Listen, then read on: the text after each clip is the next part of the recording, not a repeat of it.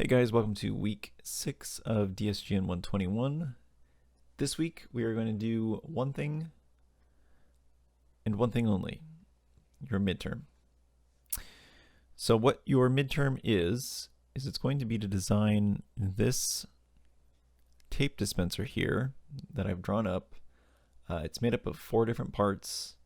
This is the drawing that gives you all of the dimensions that you will need in order to make this in Fusion. Make sure that you are making this in one document where all of the different pieces are just different bodies. And make sure to name them appropriately as well. A couple things I want to just talk about in this, in case you are unfamiliar with reading drawings, is some of the shorthand symbols and kind of just walking around the different dimensions and understanding how to construct it from this drawing. Firstly, up in the top right corner here, we've got what's usually called the bill of materials, and this is what makes up this assembly that is the tape dispenser. So item number 1, if you find the balloon for it here, that's item number 1, pointing to that. Item number 2, that'll be the tape, so pointing over there. Item number 3 is the insert inside of that, which is pointed right there. Item number 4 is the blade up here in the front. And each of them just quantity 1 and the name of it. I think it's a part number, but it's more of a name. Other symbols you see here, the CL stands for center line. And what that means is from this edge to the center of all of these circles, because they're all on the same concentric axes, the center line of that is 75 millimeters. And it's typical because TYP stands for typical, which means all 3 of those are on the same center line. The circle with the line drawn through it is diameter, as we've said a few times. But just a refresher, so the diameter of the inside of the tape, which is right here, is 30. The outside of the insert, so inside, INS, outside, the diameter is 29.5, so there's a 0.5 difference between the two to allow them to fit snugly together. And let's see if there's anything else that sticks out as different. The parentheses, when there's parentheses around a number, that just means that that number is for reference. Likely the reason that exists is because I've given you some other dimension that is giving you that same number. So for example, right here, we can see that I wrote 3 typical. So from this edge into here, and from this edge into here, those are both 3, and this is saying that from this edge out to here is also 3. And let's see if there's anything else.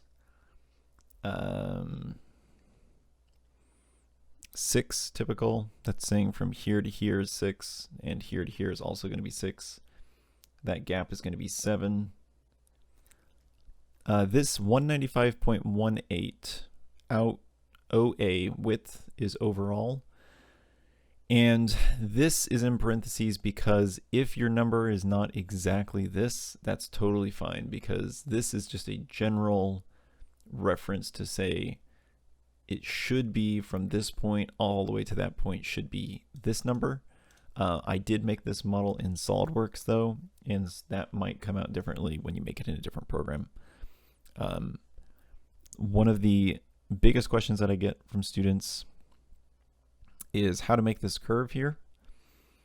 And what I have done is I've given you the dimensions to get to this point and this point.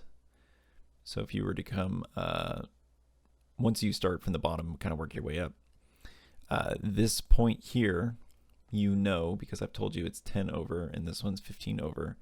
And then I've also given you the radius. And so what you're going to do is do a arc that is a start point, end point, and radius. and then you're going to type in that radius, and that will automatically define where this curve goes. Other things that you can see here, these dotted lines, those are all implying that there is a cutout in this. You can see it in the top here as well, that there's a cutout, and the cutout goes all the way down here. That's the distance from the bottom that the cutout is. These are all dimensions for the widths. And even right here, this is an important detail that most people miss, which is just that right here, where those little tabs come out from the inside of the tape, those do rest inside of this body. So there is like a slight little cutout for those as well. In terms of the blades themselves, the patterning feature is going to be your friend here. And these are, again, the numbers that resulted in me getting a pattern from edge to edge to go the whole way. You'll need to count how many of those teeth there are and figure out exactly how that's supposed to fit together. But those are the details here. So these A and B are showing that there's details, and these are the details showing up close the dimensions of those blades. Notes. The tape dispenser is symmetrical. That means this side over here and this side over here are exactly the same. Center line for reference. That just shows that this is the center line of it, and it's exactly the same on one side as the other. And then the blades are equilateral triangles. That means that each side is exactly the same length. Okay, so you guys will be, I will be uploading this PDF of this drawing to the content section in D2L, and you will have a week or until next week, like our normal assignment time. There will be no additional assignments to give you time to work on this one. And let me know if you have any questions. It is going to be a midterm-like, so I am going to try to help you without doing anything for you as much as I can. So, but do not hesitate if you do have a question, and just let me know. And that's all I've got.